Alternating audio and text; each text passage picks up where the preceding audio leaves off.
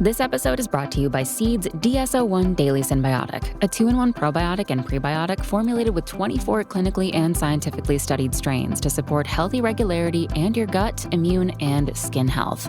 Optimize your gut health. Visit seed.com/Spotify with code Spotify for 30% off your first month of Seed's DSO1 Daily Symbiotic. These statements have not been evaluated by the Food and Drug Administration. This product is not intended to diagnose, treat, cure, or prevent any disease.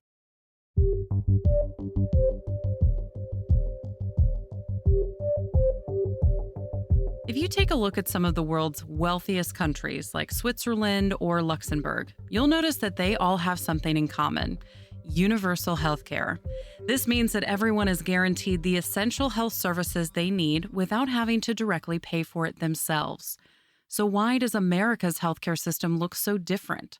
Dr. Amy Finkelstein, professor of economics at MIT, argues that if you look back at the early days of American democracy, you'll see that universal coverage was actually one of the country's goals. Her book, We've Got You Covered: Rebooting American Healthcare, details the history of healthcare in the U.S. and proposes a new plan for universal basic coverage. It is clear as a society, and this actually goes back to the very dawn of the Republic and some very early health policy by Alexander Hamilton that we talk about in the book, that we have a commitment to make sure that people who need essential medical care should be able to get it regardless of resources. We haven't succeeded. That's why we need reform. But it's very clear if you look at the series of policies that have been put in place to provide coverage for particular groups of people in particular circumstances or with particular illnesses, that that's what we've been trying to do. Finkelstein's proposal would automatically provide every American with very basic coverage and the option to purchase more depending on their needs. She argues that in order for her plan to succeed, the system would have to be completely reshaped from the ground up. But is there a way to build towards universal coverage without starting from scratch? Dr. Jonathan Oberlander thinks that might be a more feasible option. Oberlander is a professor and department chair of social medicine at the University of North Carolina at Chapel Hill School of Medicine. He says that the Affordable Care Act was a key step in modern healthcare reform. I think Amy's model wants to tear down the status quo, and that is understandable because the status quo is terrible. It's inefficient, inequitable, costly, and produces lots of health insecurity. But from a political perspective, it's important to acknowledge we have not enacted healthcare reform in the last half century plus that has not built on what's already there. And so the idea that you can tear down everything we have, Medicare, Medicaid, employer-sponsored insurance, is policy-wise, it's not a bad dream to have. Politically, it's a nightmare. What the Affordable Care Act did in its convoluted way was to build on top of the status quo. And the Affordable Care Act has lots of shortcomings. But on the other hand, Obamacare has lots of successes to it. The Affordable Care Act, a law passed in 2010, expands insurance coverage for Americans who were previously uninsured. It prevents insurance companies from discriminating based on pre-existing conditions. It also expands Medicaid, a joint federal and state program that provides health insurance for people of low income. Since the passing of the Affordable Care Act, the amount of people without health insurance has dropped significantly, from nearly a quarter of Americans to around 1/10. But the act still has shortcomings. As Oberlander mentioned, for middle-class Americans who don't qualify for programs like Medicaid, insurance costs remain very high. The law also allows insurance companies to set their deductibles higher than before. These are some of the key reasons Finkelstein thinks the system has to be entirely reworked. Whenever you make people pay for something, there will be people who can't afford it. And if we're committed to providing it, then we need to actually provide it for free. And that's what's happened in countries that have tried to introduce cost sharing. They've ended up having to provide exceptions and patches and ended up kind of back in the mess we're in. So in that sense, there should be no copays or cost sharing in the basic coverage. We're much more similar to, say, the UK or Canada, and much less similar to a system, say, like France, which has notoriously high cost sharing. And for people who need more than basic coverage, Finkelstein's proposal would make patients responsible for only the additional costs. And so in that sense, our proposal is very different from, say, what happens in the United Kingdom, where, to take one example, British National Health Service will pay for cataract surgery for a patient, the surgeon, and a basic lens. if you want a upgraded, fancier, new generation cat lens put in, you have to pay not just the incremental cost for that more expensive lens, but you actually have to pay for the surgeon to put in place that lens, whereas it would have been free for he or she to have put in the basic lens. And in our supplemental version, you would only have to pay for the additional stuff that you're getting and not repay for the stuff that would have been covered by the basic system. While approaches to universal healthcare are usually associated with progressive and left-wing politics, Finkelstein says that her plan takes root in philosophies from both sides of the political divide. This is actually something that has been embraced by thought leaders and politicians across the political spectrum. It's not actually a liberal or a conservative idea. It's just basic good sense that if we are fundamentally committed to stepping in and attempting to provide essential medical care when people need it, regardless of resources, we might as well formalize and finance that upfront through automatic, universal, basic coverage that's free for everyone, with then giving people the option who want more than the very basic, the things that are really essential, to buy additional coverage in a well-functioning and well-designed marketplace. According to the Organization for Economic Cooperation and Development, Americans spend more on healthcare than nearly every other country in the world. In 2021, the U.S. spent more than $4 trillion on healthcare, which is nearly $13,000 per person. And costs have been steadily rising for years. Today, 1 in 10 Americans lack health insurance, having to pay out of pocket for essential treatments, if they can afford it at all.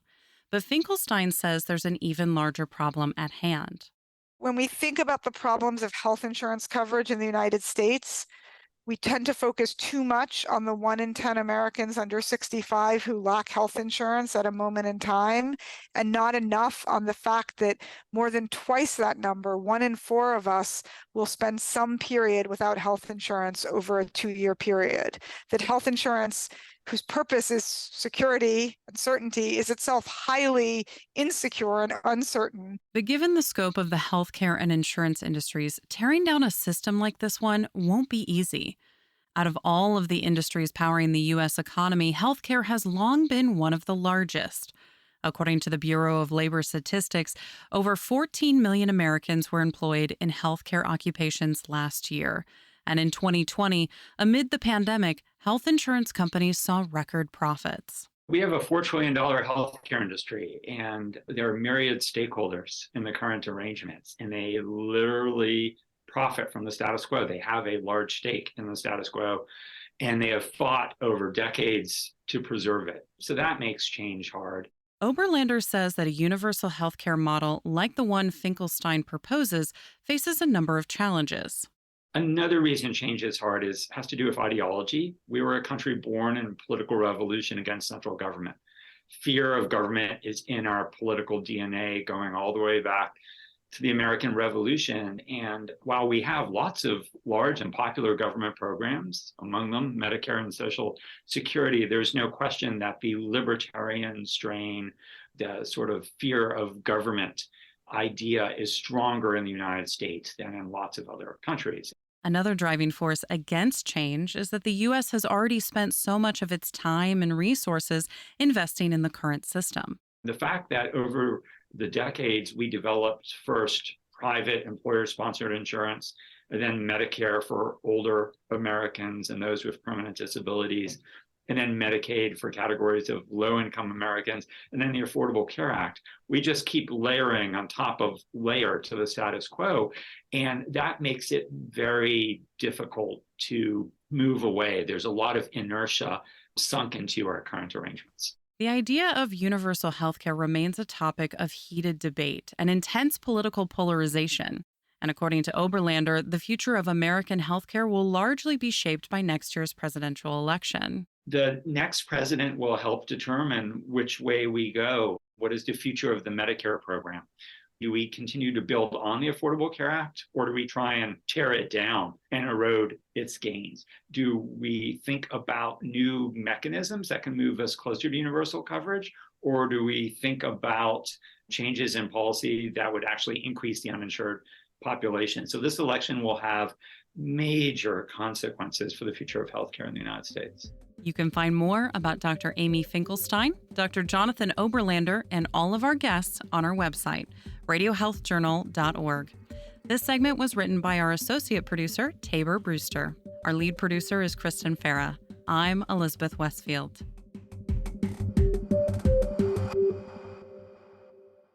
Coming up next week on Radio Health Journal. States that have banned race-conscious admissions have seen the number of minority medical students plummet.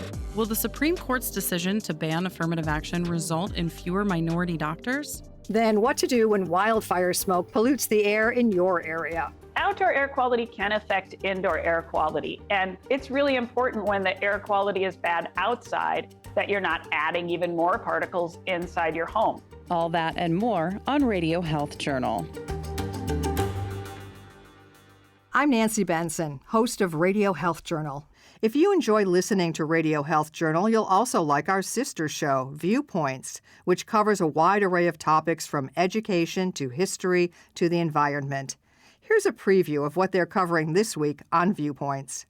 You can make so much money being an influencer, but not only that, you are able to have freedom in a way that is really tantalizing to so many people. 2 out of every 3 humans on Earth are on social media.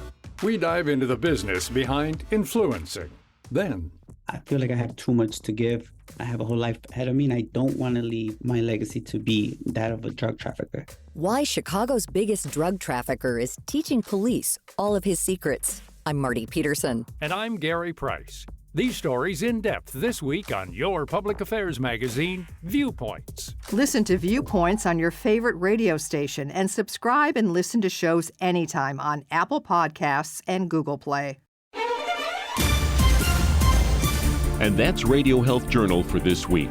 Follow us on Twitter, Facebook, and Instagram to learn more. And check Apple Podcasts, Google Play, and Spotify for a library of past programs. Plus, you'll always find previous segments and information about our guests at radiohealthjournal.org. Join us again next week for another edition of Radio Health Journal.